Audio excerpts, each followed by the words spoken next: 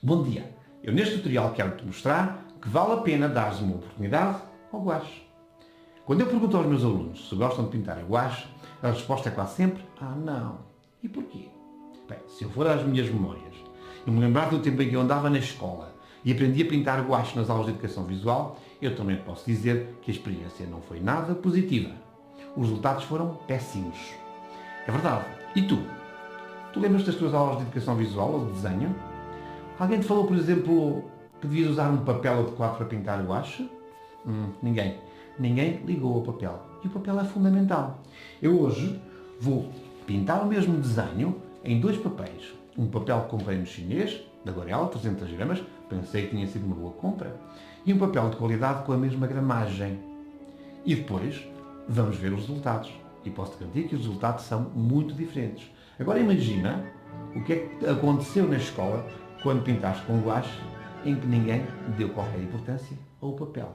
Por isso, não percas este tutorial e vais ver que vais dar mais valor ao guache. Vamos a isso.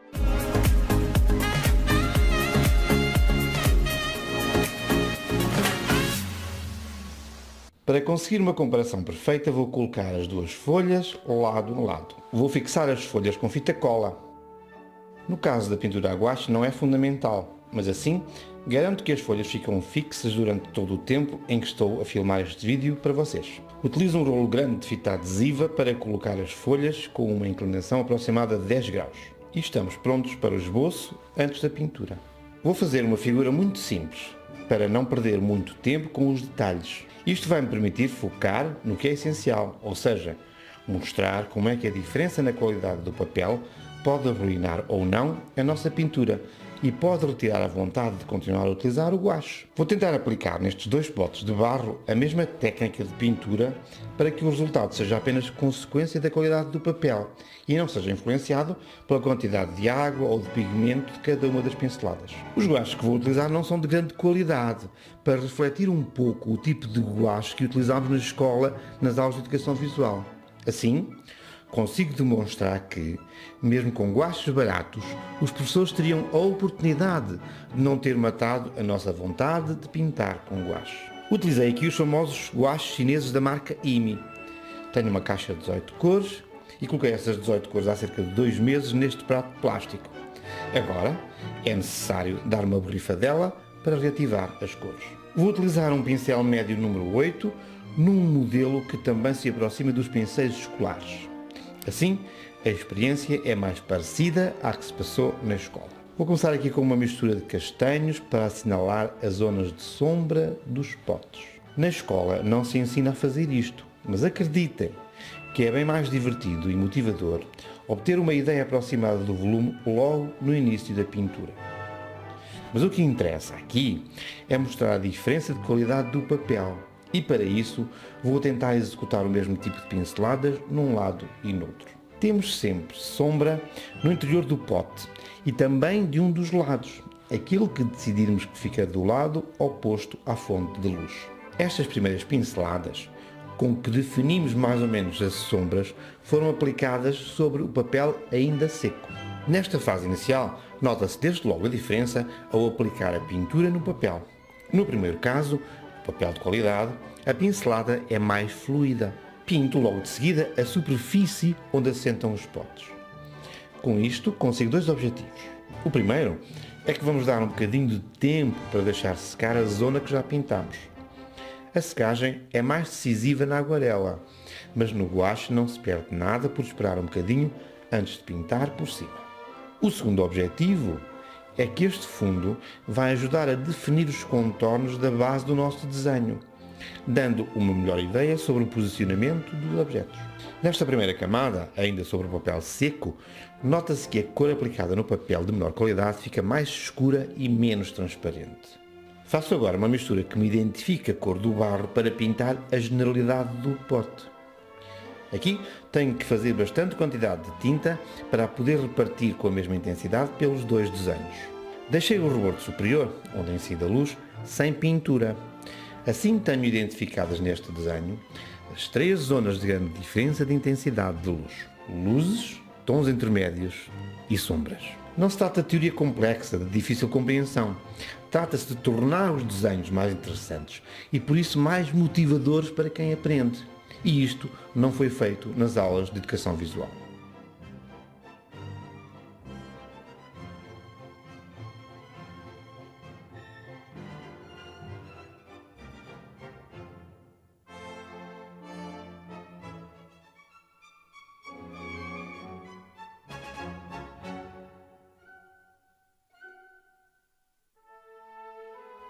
Agora vou pintar o fundo.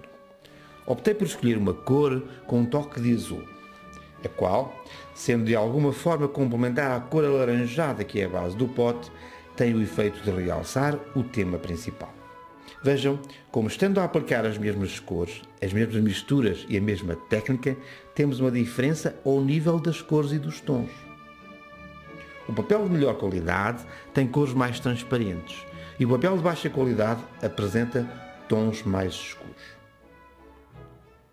Bem, até agora parece que ainda não temos todos os dados para decidir qual é o melhor papel. E tu, já tens opinião? Nesta fase, qual te parece ser o melhor pote? Deixa a tua opinião aqui em baixo nos comentários. É a altura de começar a pintar a camada seguinte, o que significa que o papel tem agora alguma umidade que a primeira camada deixou. As primeiras pinceladas desta segunda camada mostram, agora sim, uma diferença evidente no impacto que o papel tem na pintura. Como as cores iniciais aplicadas no papel bom são mais transparentes, as cores aplicadas sobre elas ganham mais contraste pela diferença de tons que conseguimos obter.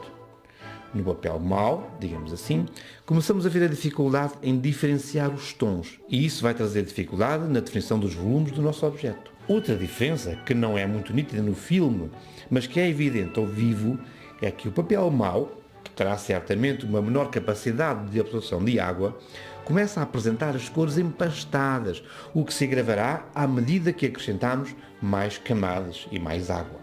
Vou aplicar agora uma camada com menos água sobre a zona das sombras. A camada prévia e a maior densidade da pintura vão garantir que esta zona continue a ter um tom nitidamente mais escuro do que as zonas de luz alta e intermédia. Vejam aqui que, apesar de lhes dar a mesma intensidade, as pinceladas têm um resultado diferente nos dois casos. A fluidez continua a distinguir o bom papel. Agora, peço que façam um apelo à vossa memória, para que se lembrem se na escola alguém se preocupou com o papel sobre o qual aplicaram o guache. Não falaram disto certamente. Se eu vos conseguir mostrar que um papel de aguarela menos bom tem um impacto negativo na pintura, não será difícil imaginar que o resultado das nossas pinturas escolares sobre um papel qualquer tenha sido um desastre. A experiência foi certamente marcante, mas pela negativa. Vamos avançar com o exercício e continuar a bater no ceguinho, ou seja, a mostrar como é que a escola destruiu a nossa vontade de pegar no guache.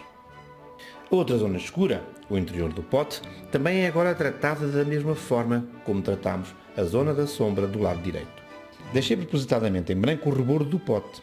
Assim tenho a certeza que, mesmo depois de pintar 2 ou 3 camadas no resto do pote, este rebordo vai transmitir mais luz devido ao impacto do branco do papel. Com a colocação de sombras na superfície, terminamos, por assim dizer, a fase em que já tratamos todos os elementos. A sombra também é um elemento da composição. A partir daqui, a pintura pode evoluir no sentido que cada um lhe quiser dar.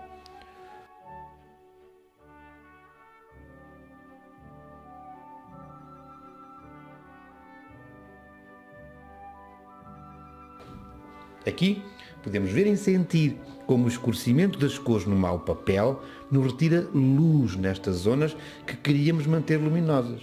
Na escola, nem sequer podíamos executar algo parecido com isto, porque se tentássemos, não conseguiríamos. Desculpem, até agora este tutorial foi-vos apresentado em tempo real e sem cortes, mas vou acelerar o vídeo a partir deste momento porque as diferenças mais evidentes já estão vistas. Assim vamos chegar mais depressa às conclusões.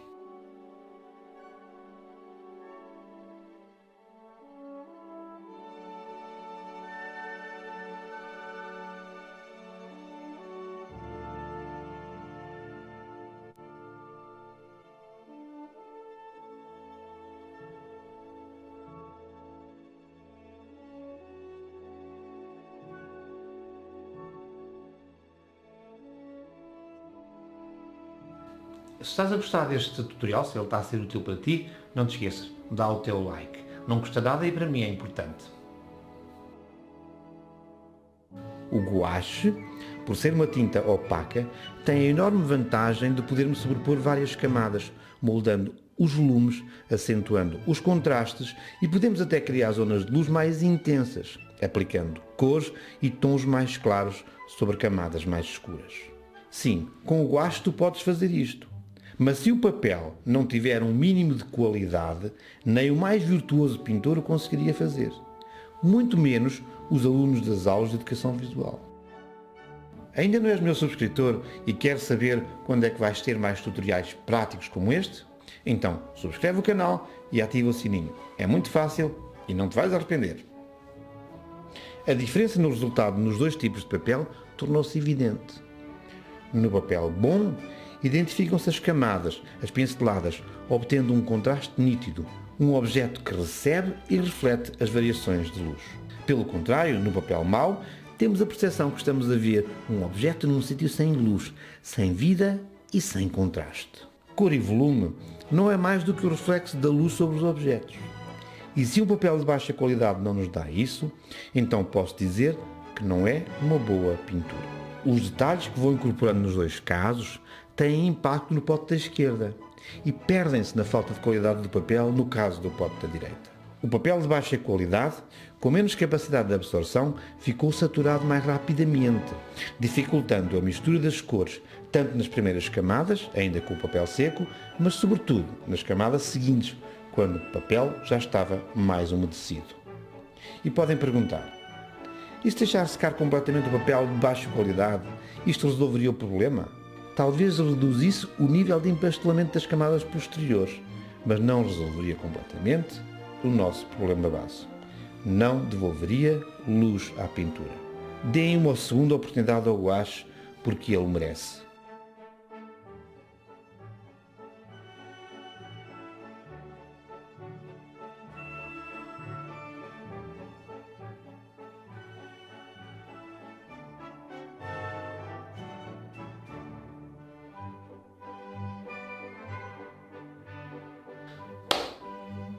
Chegamos ao fim, é verdade.